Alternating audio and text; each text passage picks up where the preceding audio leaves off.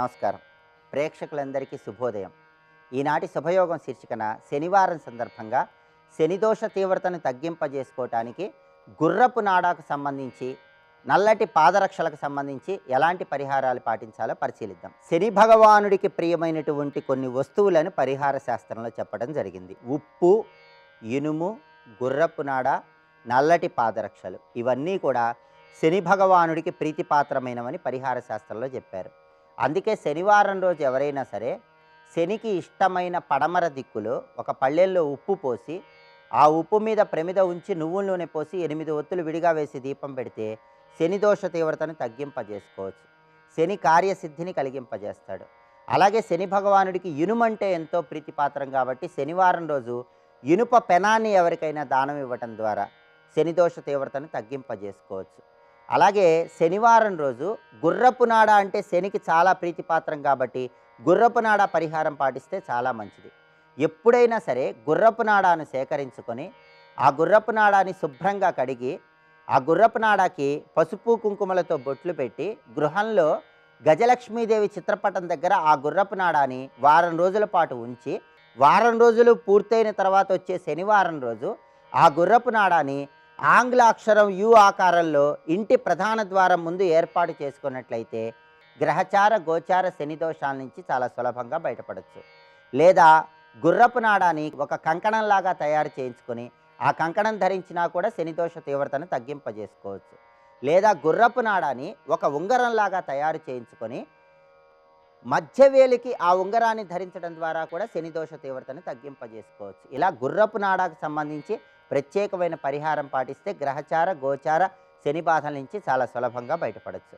అలాగే పాదరక్షలు కూడా శని భగవానుడికి ఎంతో ప్రీతిపాత్రమైనవి. అందుకే శనివారం రోజు చక్కగా తలస్నానం చేసి ఆ తర్వాత కొత్తగా కొన్నటువంటి నల్లటి పాదరక్షలు ధరించి దగ్గరలో ఉన్నటువంటి శివాలయానికి వెళ్ళి ఆ నల్లటి పాదరక్షలు శివాలయం బయట విడిచిపెట్టి శివాలయంలోకి వెళ్ళి శివాలయంలో శివదర్శనం చేసుకొని ప్రదక్షిణలు చేసి శివాలయ ప్రాంగణంలో కొద్దిసేపు కూర్చొని ఆ తర్వాత ఆలయం నుంచి బయటికి వచ్చి ఆ పాదరక్షలు ధరించకుండా గృహానికి రావాలి.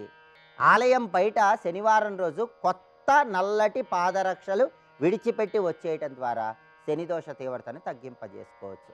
ఇలా గుర్రపు నాడ పరిహారము, నల్లటి పాదరక్షల పరిహారం పాటించండి. శనిదోష తీవ్రతను తగ్గింపజేసుకోండి. రేపటి శుభయోగం శీర్షికన పుత్ర గణపతి వ్రతాన్ని ఏ విధంగా ఆచరిస్తే విశేషమైన శుభయోగం కలుగుతుందో పరిశీలిద్దాం. నమస్కారం. ఓంకార రూపిణి క్లీంకారవాసిని జగదేక మోహిని ప్రకృతి స్వరూపిణి. రుద్రులు 3 రకాల వాళ్ళు: అంతరిక్ష, భూమిచర, దివిచర. అనగా ఆకాశమనందు, భూమి యందు, దివ్యలోకాల్లో ఉండే రుద్రులు.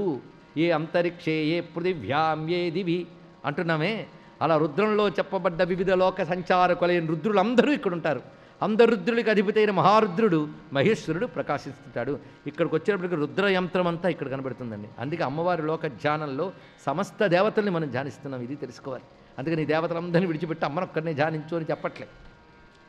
అనేక దేవతల్ని ధ్యానిస్తూ అనేక దేవతల యందు వ్యాపించిన ఏకదేవతను తెలుసుకుంటున్నాం ఇక్కడ. ఇది మొత్తం మణిద్వీపంలో ఉన్నటువంటి వర్ణంలో ఉన్న ప్రత్యేకత.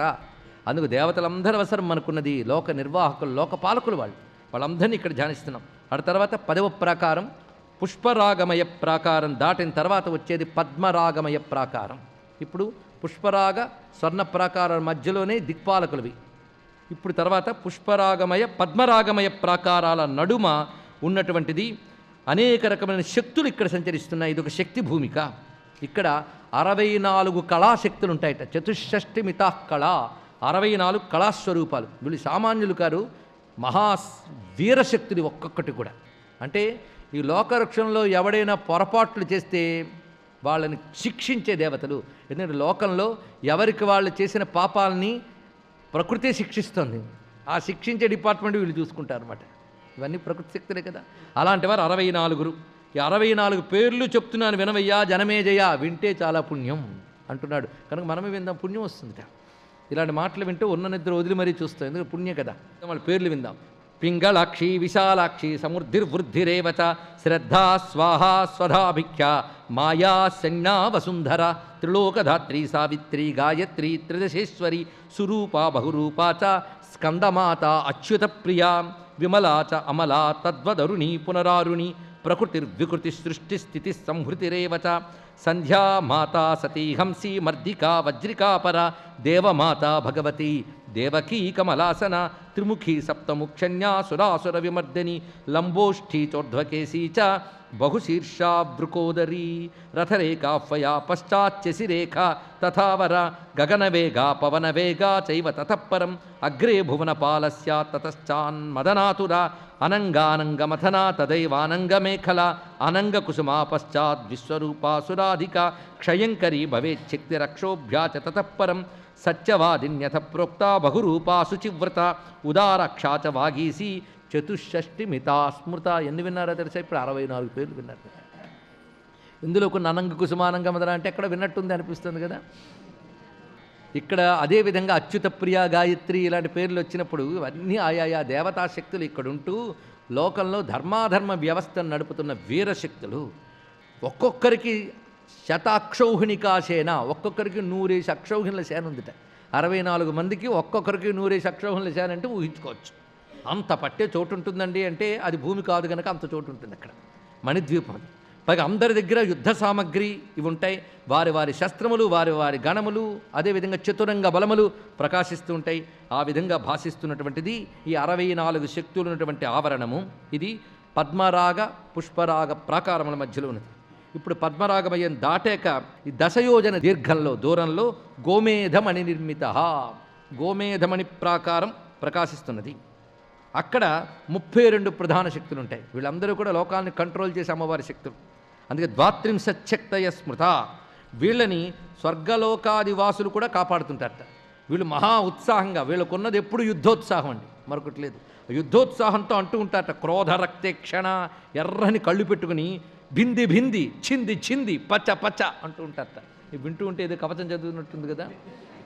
ఈ శక్తుల వల్లే కవచానికి శక్తి వస్తుంది తెలుసుకోవాలి. అంటే చంపండి, కొట్టండి, మొత్తండి, నరకండి, ఇవే శబ్దాలు వినబడుతుంటాయి అక్కడ. ఎవరిని అంటే దుష్టశక్తుల్ని, అంతే. ఈ విధంగా వాళ్ళు తిరుగుతూ ఉంటారు అక్కడ.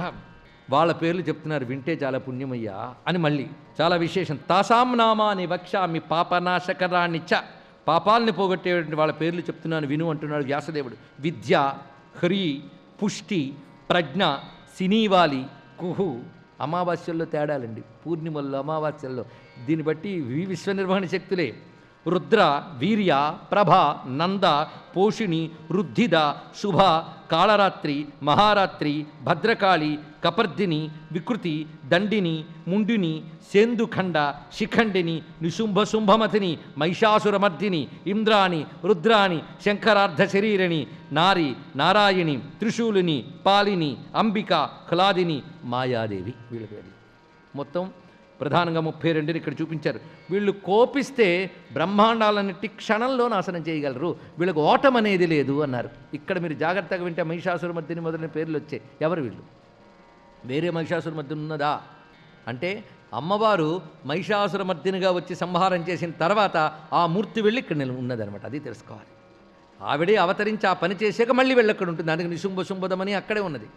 అమ్మ ఏ రూపాలతో వచ్చి ఏ పనులు చేసిందో మళ్ళీ ఆ రూపాలన్నీ మణిద్వీపానికి వెళ్ళి అక్కడ ఉన్నాయి. ఇది తెలుసుకోవాల్సినటువంటి ఆంతర్యం. మళ్ళీ ఎప్పుడో కల్పాల్లో అవసరమైతే అక్కడ నుంచి దిగొస్తాయి, అంతే. కనుకనే మనం పురాణాల్లో చదువుకునే అమ్మ చేసిన ప్రతి లీలామూర్తులు మణిద్వీపంలో ఉంటాయి. ఇది తెలుసుకోవాల్సింది. అక్కడి నుంచి ఉన్నవే. దాని తర్వాత గోమేధికమయ ప్రాకారం దాటాక వజ్రమణి ప్రాకారం 12వ ప్రాకారం. ఇక్కడికి వచ్చేటప్పటికల్లా మొత్తం భూమి అన్నీ కూడా సర్వం హీరమయం. ఇక్కడ రత్నమయంగా చెప్పేటప్పుడు అక్కడ భూమి, చెట్లు అన్నీ ఆ రత్నపు రంగులతో ఉంటాయి. ఇది తెలుసుకోవాలి. అలాగే ఇప్పుడు వజ్రమయం కనుక సర్వం హీరమయం అంటే వజ్రమయం. అందులో గృహములు, వీధులు, రథాలు అన్నీ ఉంటాయండి. ఆ ప్రాకారంలో ఉన్నవాడికి అటు ఇటు కూడా తెలియదు, ఆ ప్రాకారమే బ్రతుకు. ఇది ఒకటి ఉన్నది. అక్కడికి చేరిన సిద్ధులు అందులో తిరుగుతూ అక్కడుండే ఆనందాన్ని అనుభవిస్తూ ఉంటారు, అలా విహరిస్తుంటారు. ఇక్కడ ఉండేవాళ్ళు ఎవరు? ఈ ప్రాకారం చాలా ముఖ్యమైన ప్రాకారం. అమ్మవారికి రోజు అలంకరణ చేసే సిబ్బంది యొక్క కాలనీ అండి ఇది. ఇక్కడ ఆవిడకే అన్నిటికీ సిబ్బందులు ఉన్నారు. అలంకరణ చేసే సిబ్బంది. వీళ్ళని తలంచుకుంటే వీళ్ళకి ఎంత భాగ్యవంతులంటే అమ్మ దగ్గర కూర్చొని అమ్మ పాదాలకు పసుపు రాసేవాళ్ళు ఒకరు, పారాని పెట్టేవాళ్ళు ఒకరు, తిలకం దిద్దేవారొకరు, కాటుక పెట్టేవారొకరు, ఏవి ఆవిడ చేసుకోదు, అందరూ వీళ్ళు చెయ్యాలి. వీళ్ళకి ఆ భాగ్యం ఇచ్చింది ఆ తల్లి, ఏం చేస్తాం, వాళ్ళ భాగ్యం. పాదుకులు శుభ్రం చేసి అమ్మ వేసుకో అనేవాళ్ళు ఒకరు, ఇలా ఒక్కొక్కరు ఉంటారు. అమ్మ ఇదిగోనమ్మా నీ చెరకు వెళ్ళి ఇప్పుడే దాచిపెట్టాం కొంత తీసుకో అని ఇస్తూ ఉంటారు. ఇవన్నీ ఇలాంటి వీళ్ళ పని. పైగా అమ్మవారికి తాంబూలాలు కట్టే డిపార్ట్మెంట్ అందులో ఉంది. ఇవన్నీ పరిచర్యకంటూ ఒక్కొక్క పని ఒక్కొక్కరు. ఆ ఒక్కొక్కరు ఎలా ఉంటారంటే ఒక్కొక్కరు మహారాణిలా ఉంటారట కాలనీలో. వాళ్ళ కింద దాసీజనం చాలా ఉంటారట. అంటే అమ్మకి దాస్యం చేస్తే వాడికి అందరూ దాస్యం చేస్తారు, ఇది తెలుసుకోవాలి. లోకేశ్వరి కాళ్ళు పట్టుకుంటే వాడి కాళ్ళు లోకమంతా పట్టుకుంటుంది. స్వస్తి.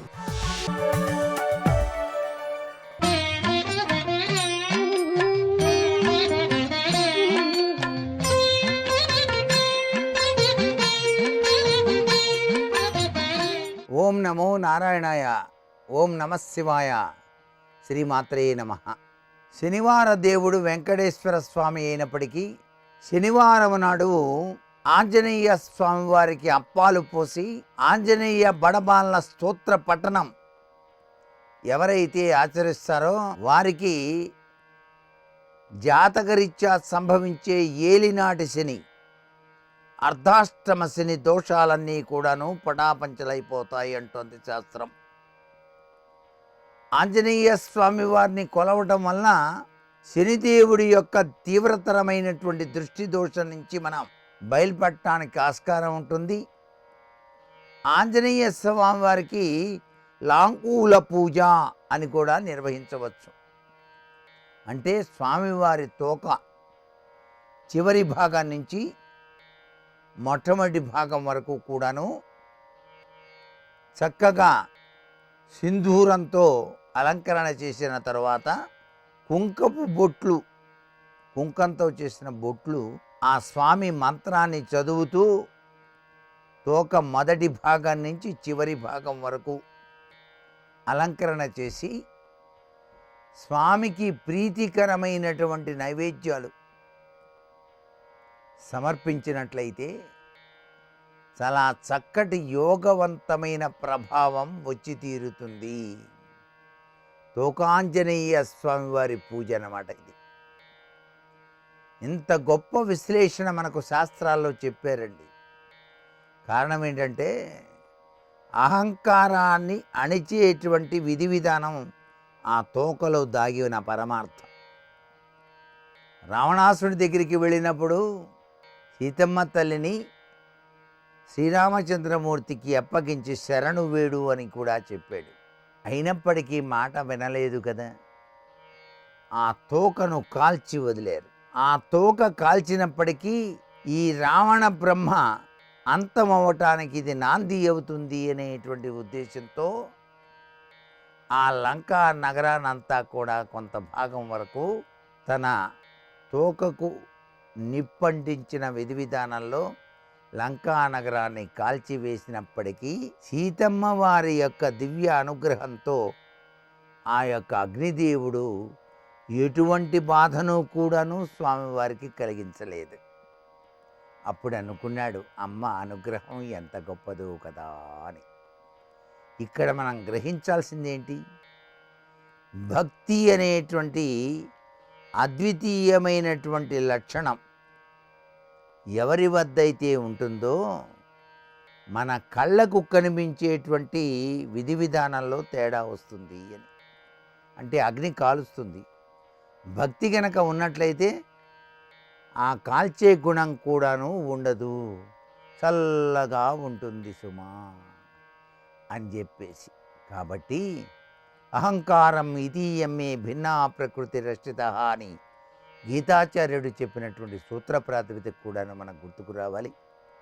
ఇంత గొప్ప విశేషాత్మకమైన ప్రభావం ఈ లాంగూల పూజలో దాగిన పరమార్థం. మనం స్వామిని చక్కగా ఆరాధన చేసి తరిద్దామా మరి? సర్వే జనా సుఖినో భవంతు.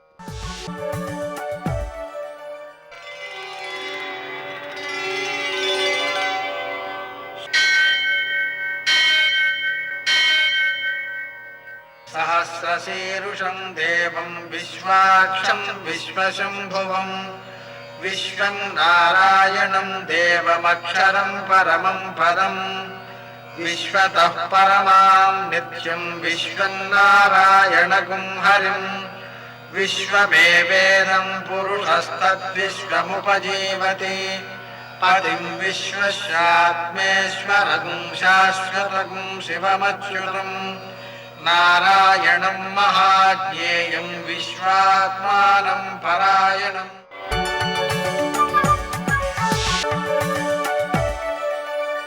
సూర్యశౌర్యమథేందురింద్రపదవీ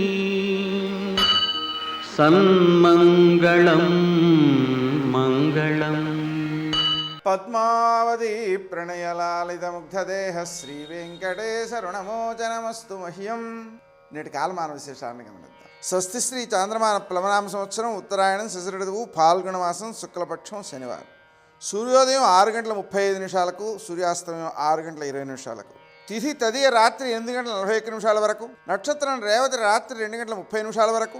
వర్జం మధ్యాహ్నం 2:12 నుంచి 3:50 వరకు. దుర్ముహూర్తం ఉదయం 6:35 నుంచి 8:09 వరకు. అమృతకాలం రాత్రి 12:03 నుంచి 1:41 వరకు. రాహుకాలం శనివారం కాబట్టి ఉదయం 9 నుంచి 10:30 వరకు. అష్టకవర్గ రీత్యా శుభప్రదమైన సమయం ఉదయం 8:30 నేటి విశేషం శనివారం ప్రదోషం. ఉదయకాలం సూర్యోదయానికి ముందే లేవడం, స్నానం చేయడం, తర్వాత ఒక 1/2 కేజీ నల్ల నువ్వులతో శివునికి పూజ చేసి వాటిని ఆవులకు పెట్టడం, 1 కేజీ పావు నల్ల నువ్వుల నూనెతో అభిషేకం చేసి దానిలో పసుపు కలిపి ఆవులకి రాయడం. ఈ పదార్థాలను వినియోగించే ముందు చండీశ్వరుని అనుమతి తీసుకోవడం, వెంకటేశ్వర దీపారాధన చేయడం, హనుమంతునికి ఆకుపూజ, సింధూరు పూజ చేయడం, సుందరకాండ పారాయణ చేయడం, స్వామివారికి 21 ప్రదక్షిణాలు చేయడం, 21 అప్పాలు నివేదన చేయడం, 21 అప్పాలు వాయనం ఇవ్వడం, హనుమాన్ చాలీసా పారాయణ చేయడం, ఇవన్నీ కూడా శని సంబంధమైన దోషాలను తొలగించడంతో పాటు పుణ్యబలాన్ని బాగా పెంచుతాయి. ఈరోజు ప్రదోషం కూడా ఉన్నందువలన సాయంకాలం సూర్యాస్తమయం తర్వాత 1:12 సమయంలో 1 1/2 కేజీ నల్ల నువ్వులతో శివునికి పూజ చేసి ఆవులకు పెట్టడం ద్వారా ప్రదోష సమయాన్ని కూడా సద్వినియోగం చేసుకున్నట్లు అవుతుంది. శని దోషాలను మనం నివారించుకోవచ్చు. నేటి ఆణిమత్య.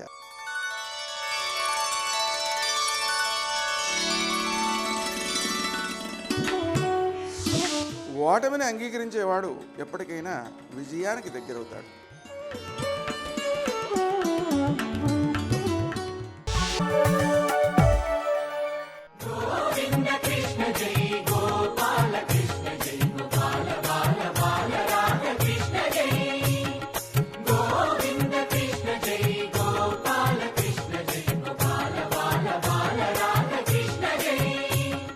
యజ్ఞం పూర్తవగానే యజ్ఞంలోంచి ఒక బంగారు రథం, బంగారు బట్ట కప్పినటువంటిది పైకొచ్చింది.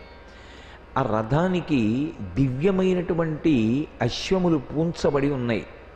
సింహము కేతనము గుర్తుగా కలిగినటువంటి ఒక జెండా, అందులోంచి బలిచక్రవర్తి మెడలో వేసుకోవలసినటువంటి పుష్పహారం, ఆయన చేతులకు పెట్టుకోవలసినటువంటి కంకణాలు, ఆయన వాడవలసినటువంటి ఖడ్గం, 2 అమ్ముల పొదులు, ఆయన యొక్క ధనస్సు అన్నీ యజ్ఞప్రసాదంగా పైకొచ్చాయి. అందుకే మనకి సనాతన ధర్మంలో ఒక విషయాన్ని ప్రధానంగా చెప్తారు. ఐశ్వర్యమునకు కారణమేది అంటే అగ్నిహోత్రమే. అగ్నిహోత్రాన్ని ఆరాధన చేసిన కారణం చేత ఐశ్వర్యం వస్తుంది. శ్రియమిచ్చేత్ హుతాశన అని, హుతాశనుని యొక్క అనుగ్రహము చేత ఐశ్వర్యము. కాబట్టి ఎప్పుడైతే యుద్ధ సంభారములన్నీ అందులోంచి పైకొచ్చాయో వెంటనే బలిచక్రవర్తి యుద్ధ సంరంభం ప్రారంభం చేశాడు. దేవేంద్రుడి మీదకి బయలుదేరాడు. ఒక పురాణం మనం చదివేటప్పుడు మనం నిత్య జీవితంలో ఏదైనా ఒక ప్రధానమైన కార్యాన్ని ప్రారంభం చెయ్యడానికి ముందు అనుసరించవలసినటువంటి విధి విధానములు వర్ణింపబడతాయి. బలిచక్రవర్తి యుద్ధానికి వెంటనే బయలుదేరలేదు. బయలుదేరే ముందు బ్రాహ్మణుల్ని పిలిచి భూరిదానములు చేసి వాళ్ళ యొక్క ఆశీర్వచనాన్ని అందుకున్నాడు. దానితో పాటుగా పెద్దలైన వారందరికీ నమస్కరించి వారి ఆశీర్వచనం తీసుకున్నాడు. తన కులదైవం ఎవరున్నారో పరంపరాగతంగా పూజింపబడినటువంటి కులదైవాన్ని ఆరాధన చేశాడు.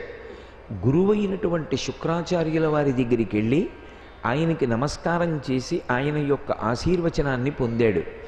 ఇప్పుడు బాహ్యమునందు ఉండేటటువంటి సాధనములు బుద్ధి యందు ఏ సమయంలో ఎప్పుడు ఎక్కడ ఎలా ఉపయోగించి విజయాన్ని సాధించాలి అనేటటువంటి సంబంధంగా ప్రచోదనం పొందాలి అంటే ఈ ఆశీర్వచనముల యొక్క బలం తోడు కావాలి. అందుకే ఈ ఆశీర్వచనముల బలంతో ఆ దివ్యమైనటువంటి రథాన్ని అధిరోహించి స్వర్గలోకం మీదకి దండయాత్రకు వెళ్ళాడు. వస్తున్నటువంటి బలిచక్రవర్తి యొక్క తేజస్సుని చూశాడు దేవేంద్రుడు. చూసి ఈ మధ్య కాలంలోనే మనతో యుద్ధం చేసి ఓడిపోయి వెళ్ళిపోయినటువంటి బలిచక్రవర్తి ఇప్పుడు తిరిగి ఇంత బలాన్ని పుంజుకుని మళ్ళీ యుద్ధానికి వస్తున్నాడు అంటే వెనక ఖచ్చితంగా ఏదో ఒక బలవత్తరమైనటువంటి కారణం ఉండి తీరాలి. లేకపోతే దుర్నిరీక్షమైనటువంటి తేజస్సుతో యుద్ధానికి రాలేడు. కాబట్టి ఇప్పుడు నేను నా గురువు అయినటువంటి బృహస్పతిని సంప్రదించాలి అని ఆయన బృహస్పతిని సంప్రదించాడు. బృహస్పతి అద్భుతమైనటువంటి మాటలు చెప్పారు. ఎక్కడ ఏ గురువు చెప్పినా అలాగే ఉంటుంది. ఆయన అన్నారు, యుద్ధం అనేటటువంటిది సంభవించినప్పుడు ఉభయపక్షముల యొక్క బలాబలములను మొట్టమొదట అంచనా వేసుకోవాలి. నేను గెలవగలను అనుకుంటే యుద్ధానికి వెళ్ళాలి. కాదు, సమానమైనటువంటి బలము నిష్కారణంగా జనక్షయం అవుతుంది అనుకుంటే సంధి చేసుకోవాలి. అసలు యుద్ధంలో మనం ఎదిరించలేము అని అనుకున్నప్పుడు శత్రువు పొరపాటు చేసే వరకు తాను కష్టానికి ఊర్చి దూరంగా తొలగిపోవాలి. ప్రస్తుతం కాలం బలిచక్రవర్తికి అనుకూలంగా ఉంది. కారణం, బలిచక్రవర్తి పట్ల గురువైనటువంటి శుక్రాచార్యుల వారు విశేషమైనటువంటి అనుగ్రహ శక్తితో ఉన్నాడు. అటువంటి గురువు విశ్వజిత్యాగం చేయించి ఉండగా ఆయన యొక్క ఆశీర్వచనము తోడై ఉండగా బలిచక్రవర్తిని నిర్జించడం సాధ్యం కాదు, అథవా ఆయన్ని ఓడించడం కూడా కుదరదు. ఎప్పుడు బలిచక్రవర్తిని నువ్వు గెలవగలవు? భృగువంశీయులైనటువంటి బ్రాహ్మణుల సహకారంతో ఇవాళ బలిచక్రవర్తి ఇటువంటి స్థాయికి ఎదగగలిగాడో, ఏ గురువుగారి యొక్క ఆశీర్వచనం బలిచక్రవర్తిని ఇంతటి సమున్నతమైనటువంటి స్థితికి చేర్చిందో వాళ్ళ పట్ల ధిక్కార ధోరణితో ప్రవర్తిస్తాడు. ఒకానొకప్పుడు గురువు చెప్పినటువంటి మాట ఔదల దాల్చడు. గురువుగారు చెప్పినటువంటి మాట ఉచితమా అనుచితమా ఆలోచించేటటువంటి స్వాతంత్ర్యము శిష్యుడు పొందకూడదు. ఎందుకంటే లోకంలో ఒక ప్రధానమైనటువంటి నానుడి ఉంది. ప్రపంచంలో ఎవరు చెప్పనివ్వండి, అది సలహా అవుతుంది. ఎందుచేత అంటే 8 సంవత్సరముల వయస్సు దాటిన తర్వాత తండ్రి కూడా కొడుకుతో ఒక స్నేహితుడితో ప్రవర్తించినట్లు ప్రవర్తించవలసి ఉంటుంది. ఆ కారణం చేత ఎవరు చెప్పినా సలహా. ఒక్క గురువుగారు ఏదైనా మాట చెప్పారనుకోండి, అది శాసనం. గురువుగారు ఇలా అన్నారు అంతే, అది అలాగే ఉండాలి. అంతేకాని దాన్ని ఇంకొకలా ఈషన్మాత్రం మార్చే ప్రయత్నం కూడా శిష్యుడు చెయ్యకూడదు. అలా చేస్తున్నాడు అంటే ఆయన బుద్ధి యందు అధ్యవసాయము పెరగవలసిన అవసరం ఉన్నది అని గుర్తు. అందుకే గురువుది ఆజ్ఞ. అలా ఎవరు ఒడంబడి ఉంటాడో, ఎవడు ఔదల దాలుస్తాడో ఆ శిష్యుడు దినదిన ప్రవర్ధమానమవుతాడు. అందుకే గురువుగారు చెప్పిన సలహా అన్న మాట లోకంలో లేదు. గురువుగారు ఏది చెప్పినా ఆజ్ఞగానే శిష్యులు స్వీకరిస్తారు. ఆ కారణం చేత బలిచక్రవర్తి కూడా గురువుగారి మాటని ఆజ్ఞగా స్వీకరించవలసి ఉంటుంది. ఇప్పుడు ఇంత సేవిస్తున్నాడు, కానీ రాక్షసుల చేత పరివేష్టింపబడి ఉన్నాడు. పైగా ఉపాధి రీత్యా రాక్షస ఉపాధి. ఈ కారణం రీత్యా ఎప్పుడో అప్పుడు గురువుని తిరస్కరిస్తాడు. గురువుగారు ఒక మాట చెప్తే అలా కుదరదులేండి గురువుగారు అంటాడు. ఎప్పుడు గురువు యొక్క ఆజ్ఞ ధిక్కరించాడో అప్పుడు గురువుకి ఆగ్రహం కలుగుతుంది. గురువుకి ఆగ్రహం కలిగిన ఉత్తర క్షణంలో ఎంత స్థానానికి ఎదిగాడో అంత స్థానం నుంచి కింద పడిపోతాడు. అది తనంత తాను కల్పించుకుంటాడు. గురు శిష్యుల మధ్యలోకి నువ్వు వెళ్ళకూడదు. కాబట్టి బలిచక్రవర్తి తనంత తానుగా గురువుల యొక్క అనుగ్రహాన్ని కోల్పోయే పర్యంతము నువ్వు వెళ్ళి ఎక్కడో అక్కడ తలదాచుకో. కాలం కలిసి వచ్చే వరకు వంగి ఉండడంలో దోషం లేదు. సర్వం శ్రీ ఉమామహేశ్వర పరబ్రహ్మార్పణమస్తు. స్వస్తి.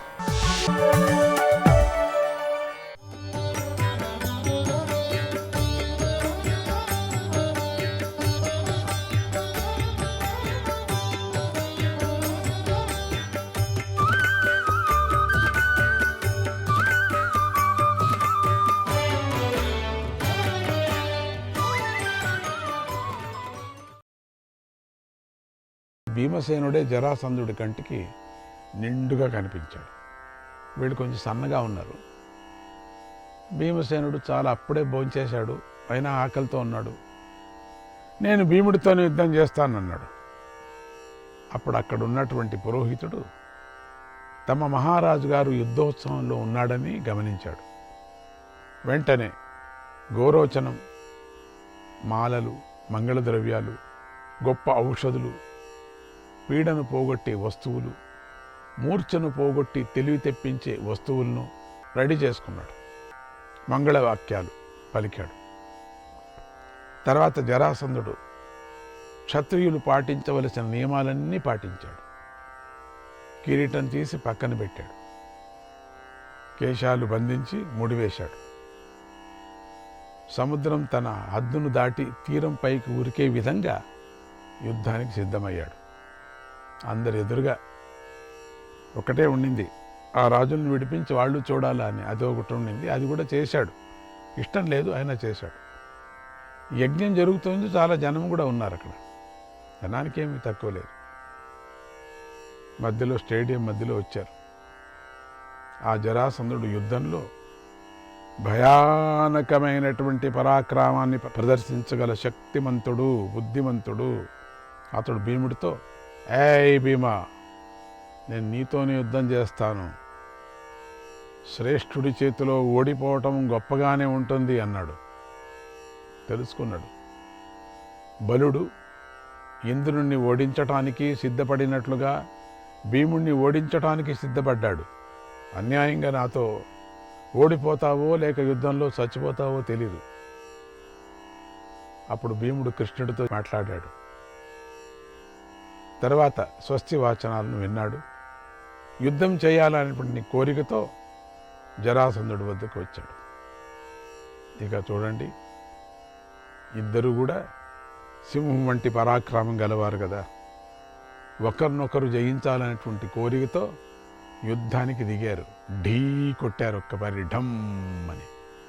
అట్లా కొడితే అదిరిపోయిందట. ఆ హాల్ అంతా అదిరిపోయింది. ఒకరికొకరు ఈ భుజాలకు కొట్టుకున్నారు, ఠమ్ ఠమ్ అని. ముందుగా వారి చేతులు కలిశాయి.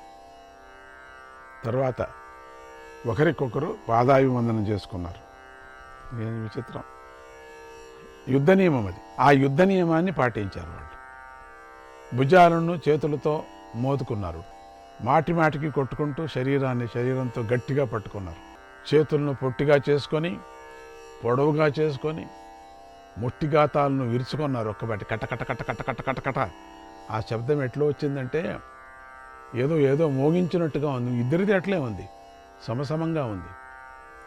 చిత్రమైన హస్త విన్యాసాలు చూపిస్తున్నారు ఒకరికొకరు.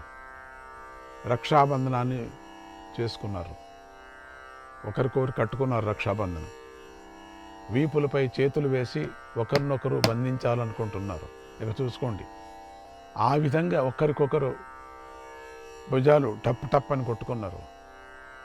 మెడపై ఒకపారి కొట్టుకున్నారు, చెక్కిళ్ళపై కొట్టుకున్నారు ఒక్కపారి. ఇక్కడ ఆ దెబ్బలతో ఆ ప్రదేశం అంతా అదిరిపోయింది.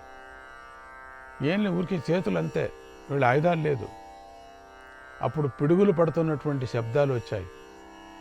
బయట ఏదో వాన వచ్చినట్టుంది అందరికీ. పిడుగులు పడుతున్నాయనుకున్నారు. అంతగా అదిరిపోతుంది. అంతా కూర్చున్నటువంటి స్థలాల్లో కూర్చున్నటువంటి కుర్చీలన్నీ ఉన్నాయి కదా, గడగడా అంటున్నాయి. తర్వాత బాహుపాశ, చరణపాశ విద్యను ప్రదర్శించారు. బాహుపాశ, చరణపాశ పాదాలతో, ఆ పాదాలతో శిరస్సులను నొక్కుకోగా నాడులు ఇద్దరిని కూడా పీడించాయి. ఒకరికొకరు నొక్కుకున్నారు. ఒక కాలు తీసి ఇంకోటి వేయటం, వాడి తల మీద, వాడి భుజం మీద, మెడకాయ మీద, నొక్కుకున్నారట. అది ఏంటో, అవి నిజంగా అవి ఎముకలో లేక అది ఏమి ఒక ఒక ఐరన్ రాడ్సో తెలియదు, కానీ వంగినట్టుగా టక్క టక్క టక్క అన్నాయి. తర్వాత భీమ జరాసంధులు ఛాతీలపై కొట్టుకుంటున్నారు ఢంగ్ ఢంగ్ అని. ఇప్పుడు యుద్ధం ప్రారంభించారట. ఇంతవరకు అదేంటో తెలియదు. అదంతా విన్యాసాలట. అదంతా విన్యాసాలే ఒక పెద్ద యుద్ధంగా ఉంది. అంతటితో అయిపోయింది అనుకున్నాను నేను. ఇప్పుడు యుద్ధాన్ని ప్రారంభించారు. టంగ్ అని మోగింది గంట. యుద్ధాన్ని ప్రారంభించారు. ఆ యుద్ధం పేరు ఉరోహస్తము అని పేరు. ఆ మల్ల యుద్ధం అయిన తర్వాత పూర్ణకుంభ విద్యను చేతివేళ్ల సహాయంతో ఒకరిపై ఒకరు అతి నేర్పుగా ప్రయోగించుకుంటున్నారు. చేతివేళ్లే పట్టుకున్నారు. ఆ పైన ఒకరి చేతులను ఒకరు పీడించుకున్నారు. ఏనుగుల్లాగా జీంకరించారు. మేఘాలు గర్జించినట్టుగా సింహనాదాలు చేశారు. అరచేతులతో కొట్టుకొని గుర్రుగా చూసుకుంటున్నారు ఒకరికొకరు. 2 సింహాలు అతి భయంకరంగా లాగుతున్నాయి.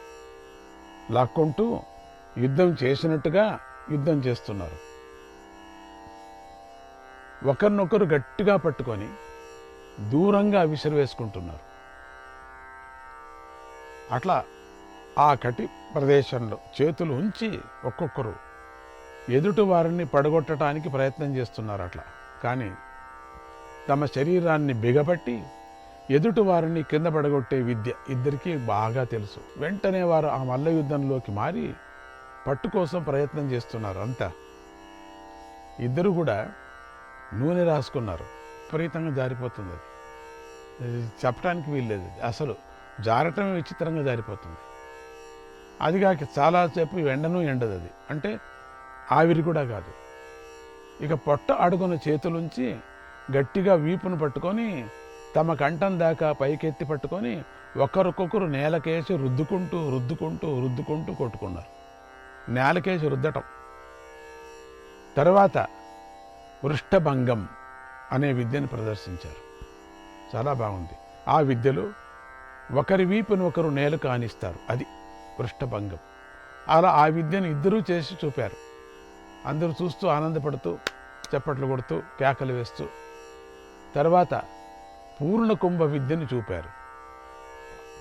అందులో 2 భుజాలతో చేతిపైన ఛాతిపైనటువంటి అంటే పొట్టపైన భుజాలతో ఛాతిపైన పొట్టపైన కొట్టి మూర్ఛపోగొడతారు. యుద్ధం చేసుకుంటున్నారు. కొద్దిసేపు మూర్ఛపోయి తిరిగి లేచి యుద్ధం చేసుకున్నారు. ఇద్దరు మూర్ఛపోయారు. తాడును పేనిన విధంగా అంటే ఇట్లా పిండిన విధంగా కాళ్లను చేతులను ముట్టి గాతాలతో బాధించుకున్నారు, పిండుతున్నారు. తర్వాత పూర్ణ యోగం అనేదాన్ని ప్రారంభం చేశారు. తర్వాత తృణపీడం అనే యుద్ధ విద్యలను ప్రదర్శించారు. ఒకరినొకరు పీడించుకుంటూ యుద్ధ కళను ప్రదర్శించారు. మల్ల యుద్ధంలోని రకరకాల కళలను పద్ధతులను వ్యాస మహర్షి ఇక్కడ పొందుపరిచారు. నాటి కాలంలో యుద్ధం అంత నీతిబద్ధంగా జరిగేది. మల్ల యుద్ధంలో చెప్పినట్లుగానే జరిగేది. కనుకనే మల్లుల మధ్య జరిగే పోరాటంలోని విన్యాసాలన్నీ కళ్ళకు కనిపించే విధంగా, ఆనాడు ఏం జరిగిందో తెలిపే విధంగా ఇక్కడ వ్యాస మహర్షి వర్ణించారు. అవును, కళ్ళు మూసుకోండి, అదే చెప్పాను కదా. కళ్ళు మూసుకొని వింటుంటే మీకు కనపడతారు ఇద్దరు. జరాసంధుడు భీముడు ఇద్దరు కనపడతారు. వాళ్ళ యుద్ధం కూడా కనపడుతుంది. వీరులు ఇలా ప్రవర్తించాలి, విద్యానుసారంగానే నీతిబద్ధంగా నడుచుకోవాలని తెలిపాడు వ్యాస భగవానుడు. యుద్ధ విద్యల్లో ఇదొక విద్య, ఇదొక కళ. కళను కాపాడుకునే బాధ్యత మన మీద కూడా ఉంది. అందుచేత ఈ యుద్ధ పద్ధతిలోని విశేషాలను విపులంగా మనం చెప్పుకున్నాం. మహాభారతంలో అన్ని విషయాలు కూడా ఉన్నాయి. వ్యాస భగవానుడు ప్రతిజ్ఞ చేశాడు కదా, కనుకనే ఇప్పుడు యుద్ధ విషయాలు చెప్పాడు. ఆయా సందర్భాల్లో అన్ని శాస్త్రాలకు సంబంధించిన విషయాలు కూడా చెప్తాడు. వారి యొక్క మల్ల యుద్ధాన్ని చూడటానికి ఎంతోమంది నగర ప్రజలు ఆ ప్రాంతానికి చేరుకున్నారు. ఆ ప్రాంతమంతా బ్రాహ్మణులు, క్షత్రియులు, వైశ్యులు, స్త్రీలు, వృద్ధులతో నిండిపోయింది. అందరూ గుమిగూడి చూస్తున్నారు. ఇక భీమ జరాసంధులు నిగ్రహ ప్రగ్రహాలను ప్రదర్శించారు. చేతులతో శత్రువు మెడపట్టి కిందకు లాగుతూ పడవేయటాన్ని నిగ్రహం అంటారు. శత్రువు కాళ్లను పట్టి లాగి వెల్లకల పడవేయటాన్ని ప్రగ్రహం అంటారు. ఈ యుద్ధాన్ని చూసి ప్రజలందరూ ఆశ్చర్యపోయారు. ఎవరు పడుతున్నారో తెలీదు. చూసే లోపల వాడి పైన ఉంటాడు, ఇవి చూసే లోపల వీడి పైన ఉంటాడు, వాళ్ళు చూసే లోపల వీడి పైన ఉంటాడు, వీళ్ళు కన్ను ఆర్పే లోపల ఇంకో పైన ఉంటాడు వాడు. చిత్రంగా జరుగుతుంది.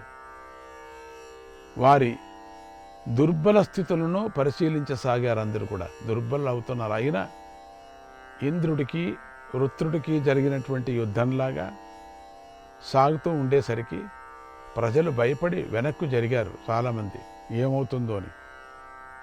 యుద్ధ పద్ధతులైన ప్రకరణం, ఆకర్షణం, అనుకర్షణం, వికర్షణం చేసుకుంటూ వారిద్దరూ ఒకరినొకరు మోకాళ్లతో పొడుచుకున్నారు. గర్విస్తూ ఒకరినొకరు ముష్టిఘాతాలతో బాధించుకున్నారు. వారిద్దరు యుద్ధంలో సమానులుగా ఉన్నారు. రణపండితులై ఉన్నారు. విద్యలోని మెలకువలు తెలిసి విజృంభిస్తున్నారు. ఇద్దరికీ బాగా తెలుసు. ఇలా వారి యుద్ధం కార్తీక మాసంలో మొదటి రోజున ప్రారంభమైంది. ఆ రోజు నుంచి వారు ఎడతెరిపి లేకుండా యుద్ధం చేస్తున్నారు. వారికి తిండి లేదు, విశ్రాంతి లేదు. పాపం మా ఆయన తిండి లేకపోతే కష్టపడతాడు భీముడు. అయినా యుద్ధం చేస్తున్నాడు. అప్పుడు ఎన్ని రోజులు తినలే, ఇప్పుడు వచ్చిందంతా. రాత్రి పగలు అనేటువంటి తేడా కూడా లేదు. రాత్రి పగలు చేస్తున్నారు. దీనికి విశ్రాంతి లేదు.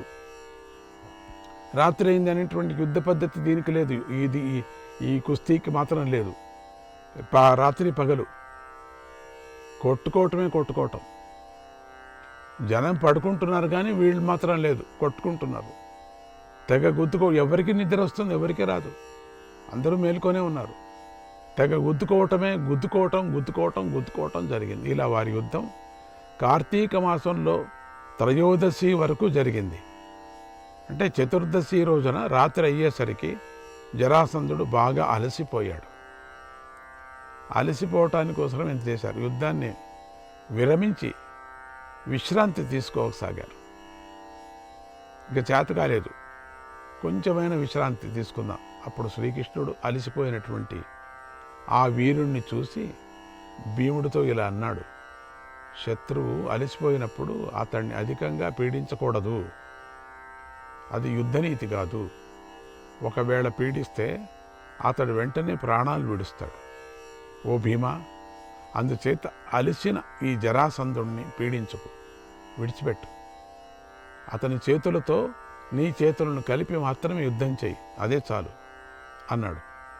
భీముడు ఆ మాటలు విని తన పొంగును ఉత్సాహాన్ని కొంచెం తగ్గించుకున్నాడు. జరాసంధుడు అలసిపోయినట్లు గ్రహించాడు కూడా. కృష్ణుడి సూచనలు గ్రహించాడు. ఇక మంచి సమయం, ఇక అతన్ని చంపాలని నిర్ణయించుకున్నాడు. అతన్ని జయించటానికి కోపాన్ని తెచ్చుకున్నాడు. శ్రీకృష్ణాయ పరమాత్మనే నమః. 24వ అధ్యాయం. భీమ జరాసంధులకు భయంకరమైన యుద్ధం జరుగుతోంది. జరాసంధుడు భీముడితో పోరాడలేక అలసిపోయాడు. శ్రీకృష్ణుడు అది గమనించి భీముడికి సూచన ఇచ్చాడు. భీముడు అది గమనించి కోపాన్ని ఆవాహింపజేసుకున్నాడు. జరాసంధుడి వధపైనే పూర్తిగా బుద్ధి నిలిపాడు. శ్రీకృష్ణుడితో, కృష్ణ, ఇతడు వస్త్రాన్ని బిగించి కట్టుకున్నాడు. అందుచేత ఈ పాపాత్ముడి ప్రాణాలు ఎలా హరించాలో తెలియటం లేదు అన్నాడు. గట్టిగా ఉన్నాడు. శ్రీకృష్ణుడు, భీమా, నువ్వు అతి గొప్ప దేవతవై ఉన్నావు, వాయుబలాన్ని కలిగి ఉన్నావు. ఈరోజు మా ఎదురుగా ఆ బలాన్ని అంతా ఈ జరాసంధుడిపై చూపించు. ఈ దుర్బుద్ధి చావు నీ చేతుల్లోనే రాసిపెట్టి ఉంది. ఈ మాట నాకు ఆకాశవాణి చెప్పింది. అందుకే వీడికి మా అన్న బలదేవుడికి జరిగిన ఘోరమైన యుద్ధంలో మా అన్నగారి చేతిలో చిక్కి కూడా వీడు బ్రతికిపోయాడు. లేకపోతే బలరాముడితో ఎప్పుడో పోయేవాడు. లేకపోతే ఇంకొకడెవడూ కూడా ఆయన చేతుల నుండి బయట పడలేదు. వీడు మాత్రం పడ్డాడు. బ్రతికి బట్ట కట్టలేదు, మరణిస్తాడు. ఓ భీమసేన, వీడి చావు నీ చేతిలో రాసిపెట్టింది. అందుచేత వాయుదేవుణ్ణి తలుచుకో, జరాసంధుడి కథను ముగింపు పలుకు అని ఉత్తేజపరిచాడు. భీముడు ఆ మాటలు విని గొప్ప బలాన్ని ఆవాహింపజేసుకున్నాడు. జరాసంధుడితో పోరాడుతూ పోరాడుతూ పోరాడుతూ ఒక్కసారిగా ఉడం పట్టినట్టు హఠాత్తుగా ఒక్కపారి పైకెత్తాడు. ఆకాశంలో గిరగిర తిప్పేశాడు. ఆ సమయంలో కృష్ణుడు భీముడిని చూసి ఒక గడ్డి పరకను ఇట్లా తీసుకొని గడ్డి రెండుగా చీల్చి చూపించాడు. ఇట్లా విసిరేశాడు. ఇట్లా తీసుకొని మామూలు ఇట్లా విసిరేలా, ఇట్లా తీసుకొని ఇట్లా విసిరేశాడు. జరాసంధుడు ఇలా చంపాలి అని సంకేతాన్ని చూపించాడు. భీముడు ఆ సంకేతాన్ని అందుకొని జరాసంధుడిని 100 సార్లు గిరగిరా తిప్పాడు. నేలకేసి కొట్టి నడుము విరిచేసి పిండి చేసి సింహనాదం చేస్తూ ఒక చేతితో అతడి ఒక కాలు పట్టుకొని రెండవ చెయ్యిని అతడి రెండవ కాలు మీద ఉంచి 2 ముక్కలుగా తీర్చి పారేశాడు. ఇట్లా తీర్చాడు. అంతటితో అందరూ జరాసంధుడు పని అయిపోయింది అనుకున్నారు. కానీ విచిత్రంగా 2 ముక్కలు మళ్ళీ కలిసిపోయాయి. అది చేసే లోపల కలిసిపోయాయి. వాడు పైకి లేచి నిలబడ్డాడు. మళ్ళీ ఒళ్ళు విరుచుకొని మళ్ళీ భీముడితో తలబడ్డాడు. మళ్ళీ వారి యుద్ధం అతి భయంకరంగా సాగింది. ఎందుకంటే భీముడు ఆ పని చేయలేదు. చేసే లోపల లేచాడు, ఇట్లా తీశాడు, ఇట్లా విసిరే లోపల మళ్ళీ ఒకటైపోయాడు. చూసేరుకి మళ్ళీ ఒళ్ళు జలధరించింది. శ్రీకృష్ణుడు వారిని గమనిస్తున్నాడు. దేశము కాలము తెలిసిన ఆయన వెంటనే ఇది ఎందుకో సరిపోలేదు, ఇంకా అర్థం కాలేదు మా ఆయనకు, మరొక గడ్డి పరకం తీసుకున్నాడు. ఇట్లా 2గా చీల్చాడు. అప్పుడు ఇట్లా చీల్చాడు, ఇప్పుడు ఇట్లా 2గా చీల్చాడు. మధ్యానికి చీల్చి వాటిని వ్యతిరేక దిశలో పడేశాడు. ఇట్లా ఇది ఇటు అది ఇటు. ఇలా భీముడికి ఆయన 2వ సంకేతాన్ని చూపించాడు. 2 మాటలు చూపించాల్సి వచ్చింది. భీముడు ఆ సంకేతాన్ని గ్రహించాడు. ఇప్పుడు గ్రహించాడు. వెంటనే జరాసంధుణ్ణి ఒక కాలిపై పట్టుకొని 2గా చీల్చేసి వ్యతిరేక దిశలో పడేశాడు. 2 ఇట్లా తిప్పి ఇట్లా పడేశాడు. అప్పుడు జరాసంధుడు శరీరం నుండి మాంసం ముద్దలుగా బయటపడింది. కొవ్వు, రక్తము, ఎముకలు జారిపడ్డాయి. తలా శరీరం 2 ముక్కలుగా విడిపోయింది. అటు అటు తన్నుకుంటున్నాయి, మళ్ళీ రాలేకపోతున్నాయి, మళ్ళీ చేరలేకపోతున్నాయి. విరుద్ధ దిశలో పడేశాడు. ఇట్లా ఉండింది, ఎప్పుడు ఇట్లా పడేస్తుండే, ఇట్లా అయ్యేది. 2 మాటలు అట్లా పడేశాడు. కంగు తిన్నాడు. శ్రీకృష్ణాయ పరమాత్మనే నమః.